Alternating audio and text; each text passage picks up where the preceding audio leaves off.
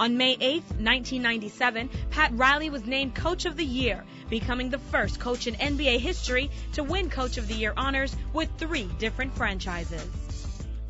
Welcome back to Inside the Heat. As the 1997 NBA playoffs move forward, for the first time, so did Miami. Having survived and advanced past Orlando, an even more compelling drama was about to begin. In the Eastern Conference semifinals, Miami would face the New York Knicks. A rivalry that had been simmering for years was about to boil over.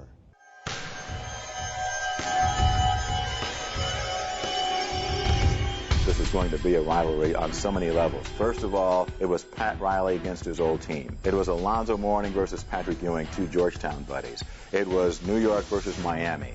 You had the Gundy brothers. It existed on so many different levels. You know, you couldn't script that.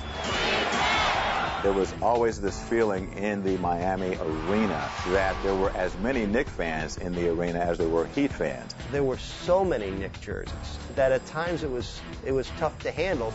The series was played with that kind of venom between the cities. It was just played like we hate them and they hate us. It was just inevitable that this was going to be a war. There was Alonzo Mourning and Patrick Ewing, probably 2 of the best big men to play the game. And so it was one of those guys like, hey, I'm the pupil, but I've grown a lot. I'm not the same guy that I was that you remember at Georgetown, and I'm coming out here to kick your butt also. We have definitely a brotherly type relationship off the court. When we were in between those lines, you know, it was a totally different attitude. It's just like 2 gladiators that know each other, don't want to go against each other, but have to. Let's get ready to rumble!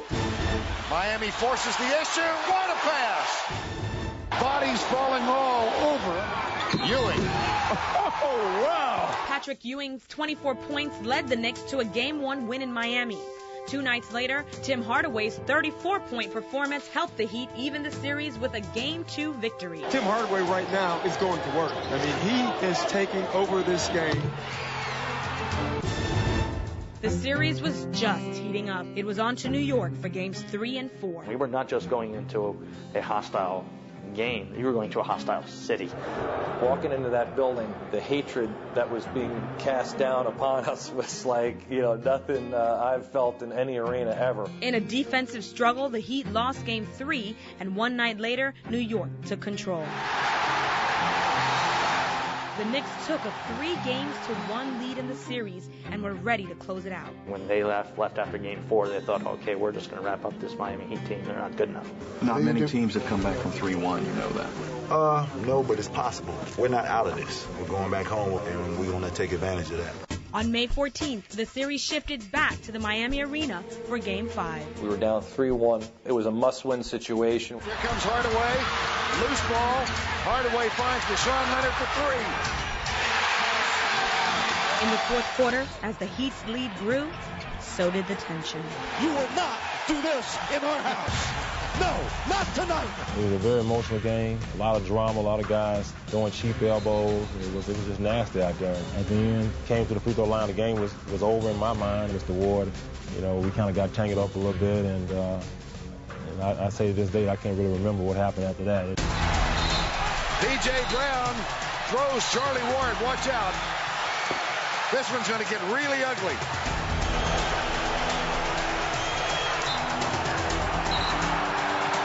P.J. Brown is the most mild-mannered, polite Mr. NBA citizenship, and to see him levitate Charlie Ward, and then the next thing you know, all heck is breaking loose. People were banging their feet and pounding chairs, and it was just crazy. The Game 5 brawl resulted in suspensions for Patrick Ewing, Allen Houston, and Charlie Ward for Game 6, Larry Johnson and John Starks for Game 7. Miami would play the rest of the series without P.J. Brown. I was suspended, so I had to watch the game from my hotel room, which was excruciating. Pat Riley said to his team that night at Madison Square Garden, the visitors' dressing room before Game 6, he said somebody else has got to play with the heart of P.J. Brown tonight. And here's Oakley, rejected by Austin. What a play by Isaac Austin. So, oh no, a 3 for Zoe. Oh, he hit it! He hit it! Mourning strikes for 3. Game 7, here we come. And And it has come down to this, the seventh and final game of the Eastern Conference semifinal series. It was like the ultimate fighting championship, you know. It was just get us to the last round and they'll tap out. On a Sunday afternoon, in front of a national television audience, NBA fans witnessed one of the greatest performances in Heat history. After Zoe committed his fifth foul, Zoe went out, and it was a timeout, and you could just see the guy's face in the huddle like, man, what we gonna do? And that's when I knew that I needed to take over the game right then and there. He can take over a ball game. Fires again. You know, Tim was Mr. Big.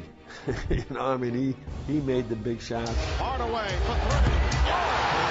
That's what this game is all about. I mean, players will rise to the occasion. Hardaway for three. And they will become remembered, you know, forever. It is all over. Miami Heat have become the sixth team of the history of the NBA to come back from a 3-1 deficit. In Miami's first ever appearance in the Eastern Conference Finals, the Heat faced the Chicago Bulls. You know, it was just a matter of, hey, they got the best player on the planet on the other team, so it makes it quite difficult. Jordan, perfect. The Chicago Bulls defeat the Miami Heat. They win the series in 5. That was the team that I felt we could develop into a championship contender. You know, there was only one problem. Is that you had Michael Jordan in the Eastern Conference and the Chicago Bulls. And sometimes you can do the best job of anybody, but there's still one team that's so good that's going to be in your way. Unfortunately, the Heat could not get past Michael Jordan and his Chicago Bulls. But this young franchise was making big strides, and it had the most successful season to date. But the best was yet to come. Thanks for watching this edition of Inside the Heat. I'm Eric Reed.